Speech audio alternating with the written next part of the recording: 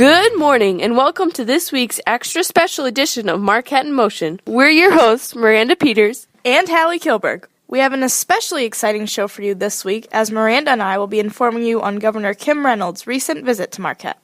Senior Paige Lampe will be this week's guest reporter who will be telling us all about a recent simulation that the Western Civ class participated in. Justina will be here to give us all the details on the upcoming fall plays. Jeb and Garrett will be back with the Marquette Sports Report.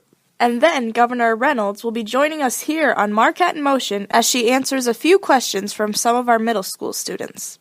And finally, Hallie and I will be looking ahead to the upcoming events at Marquette. But first, let's talk about a major event held on Wednesday, October 25th. On that day, Marquette had the privilege of hosting Iowa Governor Kim Reynolds. Governor Reynolds had an eventful day at Marquette. The visit began with Student Council President and Vice President Ashley Coos and Paige Lampe, respectively, leading the governor on a tour of the school.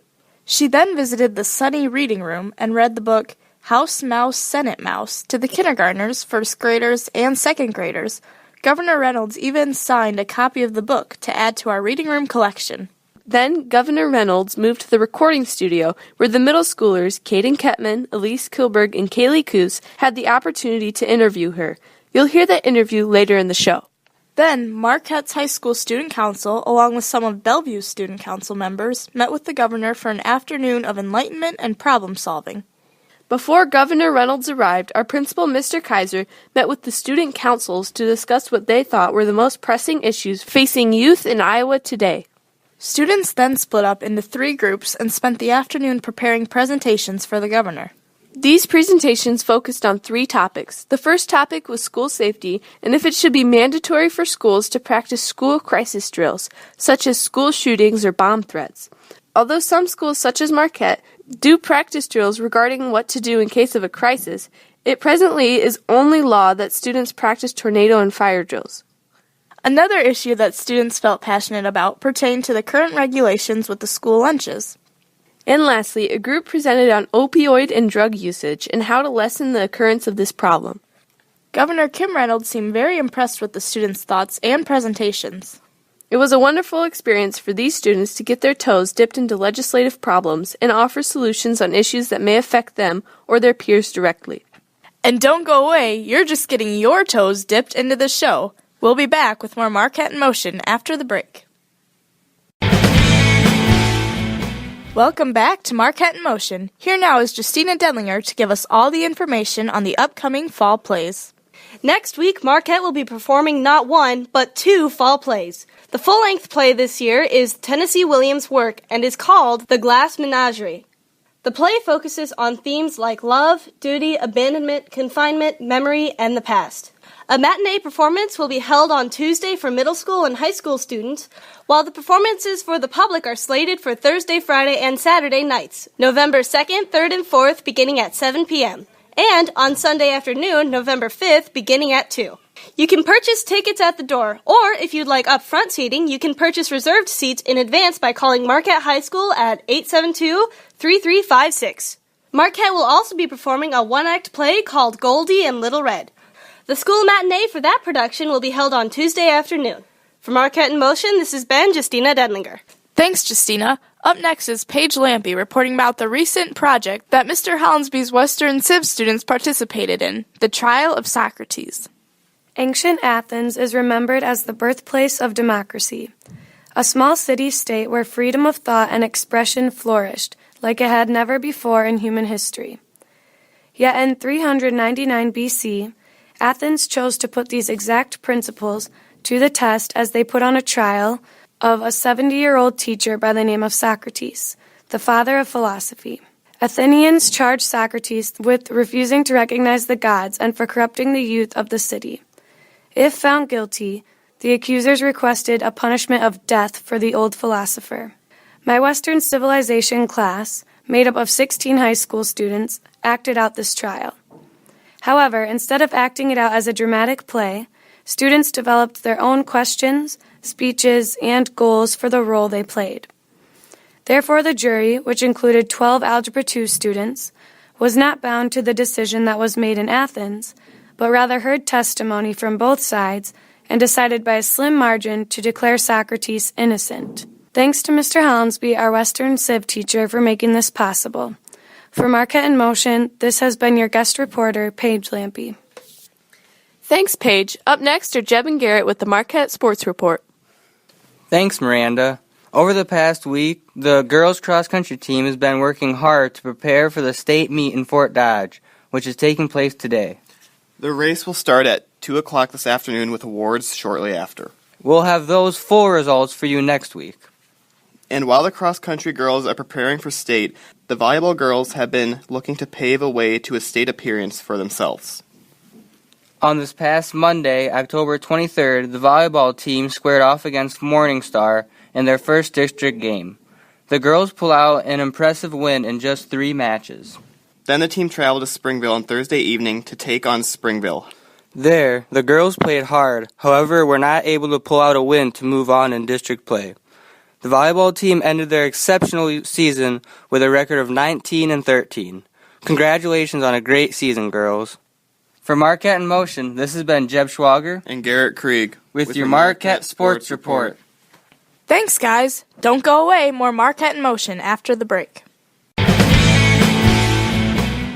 Welcome back to Marquette in Motion. Middle school students Caden Kettman, Elise Kilberg, and Kaylee Coos are here to interview Governor Kim Reynolds. Thank you for tuning in today to Marquette in Motion. I'm Kaylee Coos. I'm Caden Kettman. And I'm Elise Kilberg. And today we have a very special guest to the Marquette Catholic Recording Studio. We are being joined by Iowa's Governor, Ms. Kim Reynolds. Ms. Reynolds, welcome to Marquette. I am happy to be here. Thank you. Now, you served as Lieutenant Governor since 2011, and you were recently sworn in as the first female governor of Iowa in May of 2017. How old were you when you decided to become involved in politics? Well, I was not that girl in 8th grade that thought one day I want to be the governor of the state of Iowa. I just wasn't it. In fact, I thought I really wanted to be a teacher was kind of the area that I was going to go into. But at 36, I'd worked in a county treasurer's office, and the treasurer decided not to rerun for office, and I had some ideas on how I thought I could do things differently in the office. And so I decided that was an opportunity to really take those ideas and turn them into action. And so my husband kind of challenged me to do it, and I got out there and door knocked the county, and I was successful. So about 36. How are the two positions of lieutenant governor and governor different? Well, I tell you, I was extremely blessed to have the opportunity to serve with former Governor Branstad, because when he asked me if I wanted to run with him, he said, Kim, we're going to run as a team and we're going to serve as a team. And that's not how most of the governor and lieutenant governors operate. So I was very blessed to have that opportunity. So I got to participate in policy and I led a trade mission every year.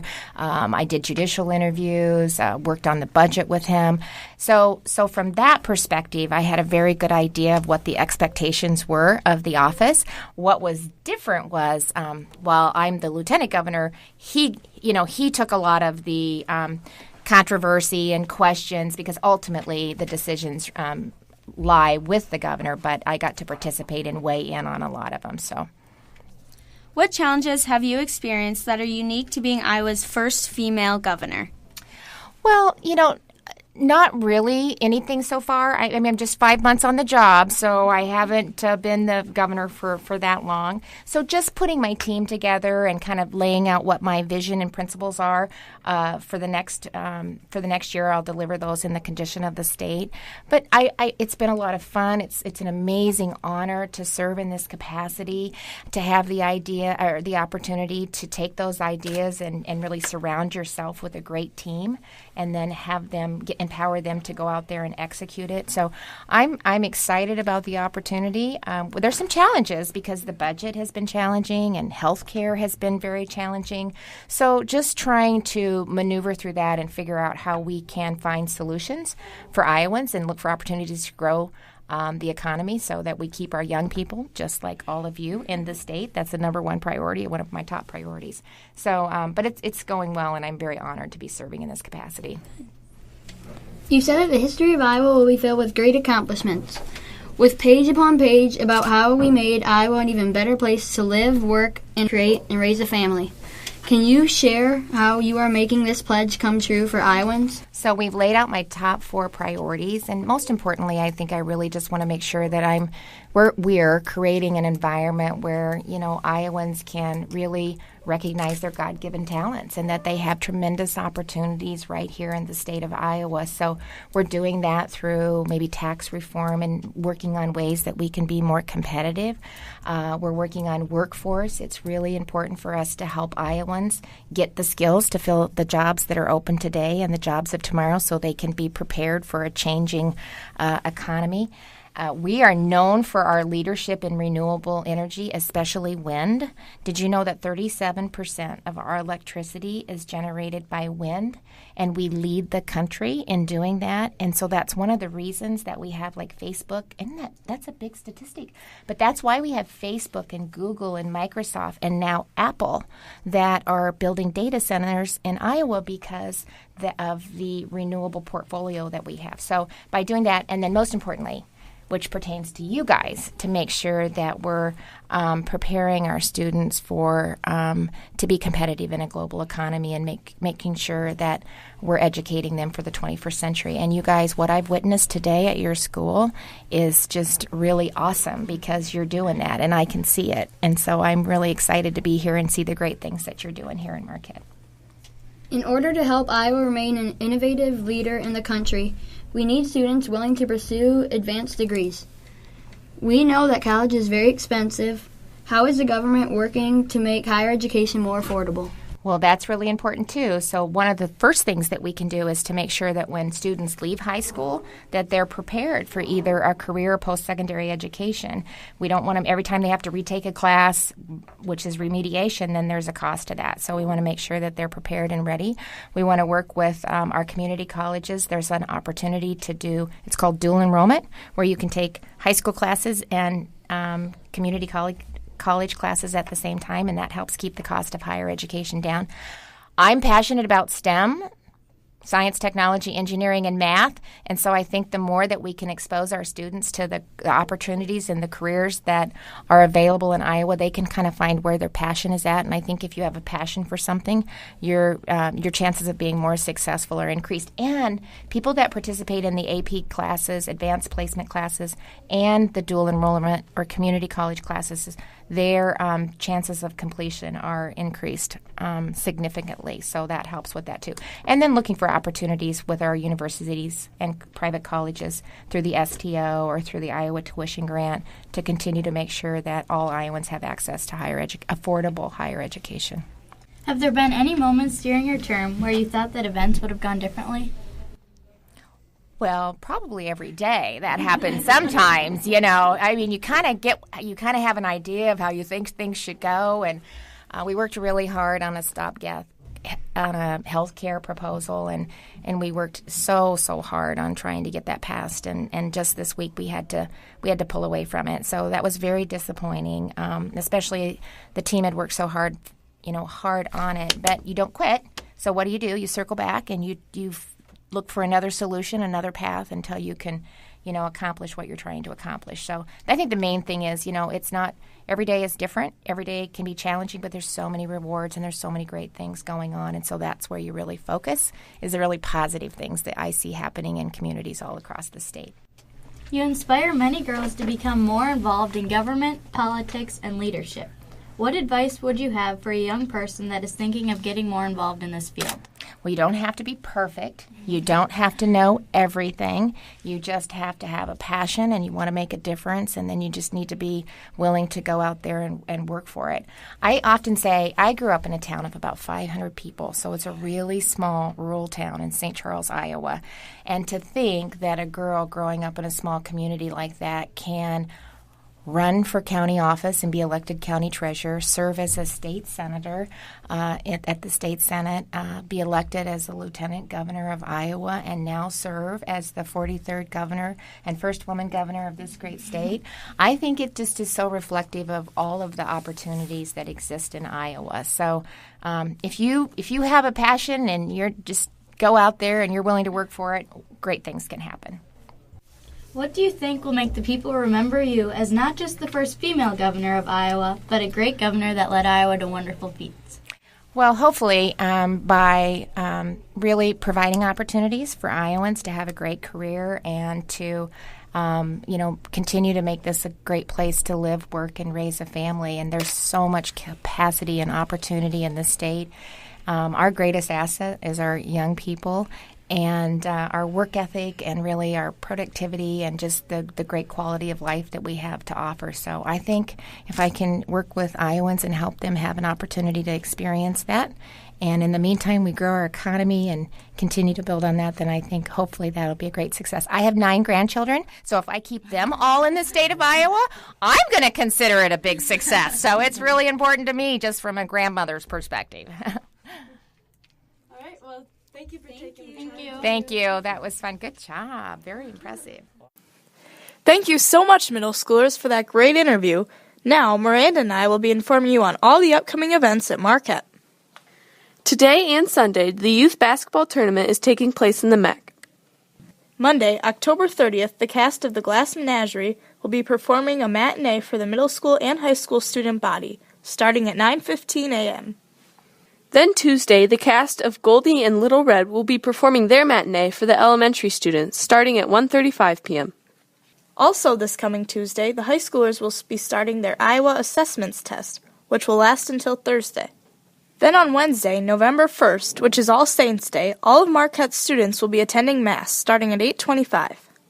And in the church, immediately following Mass, you can watch middle schoolers give their presentations on their saints.